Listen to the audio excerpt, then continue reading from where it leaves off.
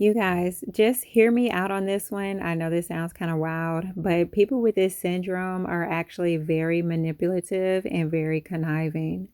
Munchausen syndrome by proxy is a mental health disorder where a person makes another person appear to have health issues even if they aren't sick. This condition is also known as factitious disorder imposed on another, or fabricated or induced illness by carers. While MSPB is more commonly seen in mother-child relationships, it can also occur between adults, such as spouses. Does it sound familiar? And like I said, nowadays it is known as factitious disorder imposed on another.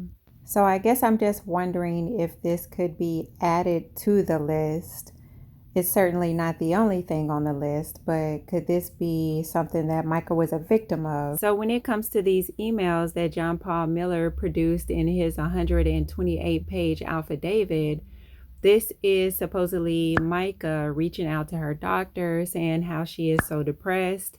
And guess what she brings up? Being on lithium, which this could be Mica, and I don't want to be disrespectful in any way, but being on lithium and bringing that up sounds very reminiscent of something that John Paul Miller would say. And this could have easily been him posing as Mica said that he did many, many times.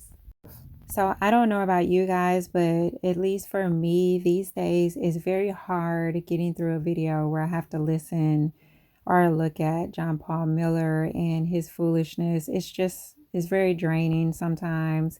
But I did listen to the 911 calls, and what I did was clip out every time he mentioned Michael's supposed mental health disorder. So take a listen to this. Oh, and new drinking game alert. Take a shot every time John Paul Miller says lithium, but if you really want to get toasty, every time he says mental. Okay, slow. My ex-wife just got out of my wife got out of the mental institute. Her and her dad are trying to. Ex-wife's name? She just got out of the mental institute a few weeks ago, and we have a court date coming up. Was there. She's not really herself right now. She's supposed to be taking lithium, and she hasn't been taking it. Okay.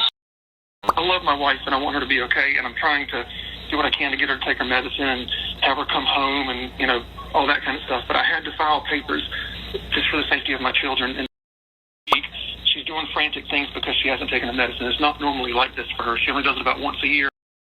She's mentally ill and doesn't know what she's doing. She's just not well. She just got over the mental institute here at South Strand about 2 weeks ago.